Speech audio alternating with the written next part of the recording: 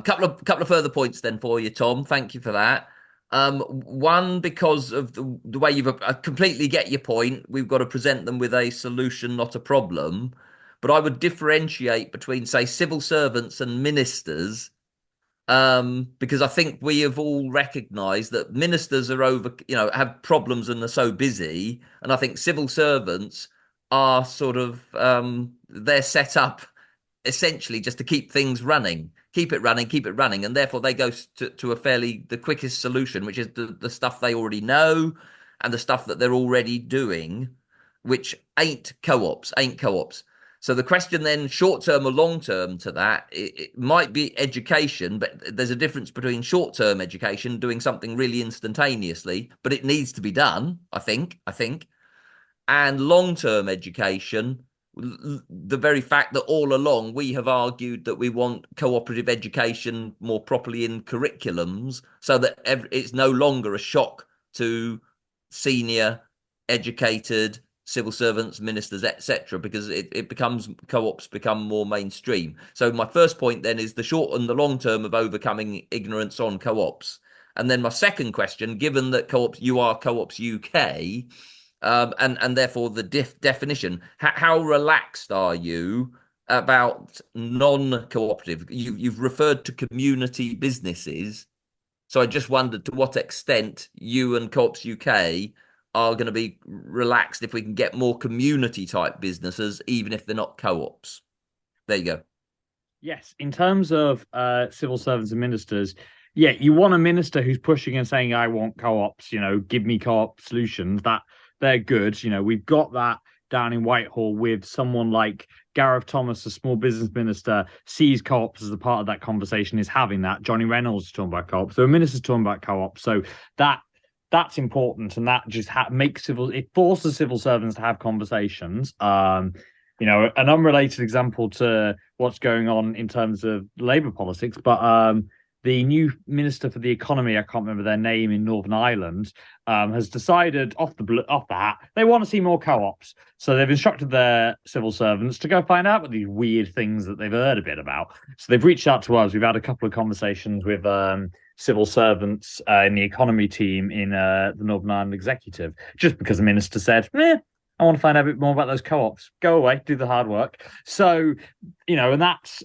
partly so that happens, and we do want ministers to push down those barriers and say to civil servants, yes, go away.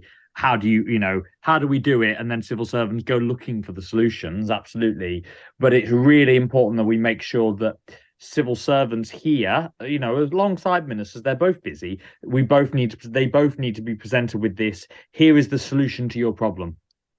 So in terms of when it comes to civil servants and ministers who are involved in the energy sector, you want to present them with, here is the co-op solution to your energy problem, here is the co-op solution to your housing problem, which Blaze will talk to you more about your next meeting. Those are exactly the avenues that you want to have those conversations, and obviously the Co-op Party has launched a petition because of the curriculum review going on in England in terms of putting co-ops on the curriculum in England. We would absolutely love to see it properly on the curriculum in Wales. It's a little bit there. It's more there in Wales than it is in Scotland or England, or Northern Ireland for that matter. But it would be good if it was properly there as a big part of that. And that might include, that kind of answers your next question, that might include other forms of nice business models, social enterprise. I hate the word social enterprise, but as that's the word we're currently using, or alternative business models, then, that's fine. So, obviously, as Cooperatives UK, we would awfully like to see the growth in the number of co-ops. That's what we deal with. But we work closely with the Employee Ownership Association. We work closely with the Building Societies Association, the Association of Financial Mutuals. We want to see the growth of mutual and democratically owned businesses. They're definitely more what we're interested in. But then we do also work very closely with Social Enterprise UK, Better Society Capital, and these groups that are working with alternative community-led businesses, and we want to see a growth of them too.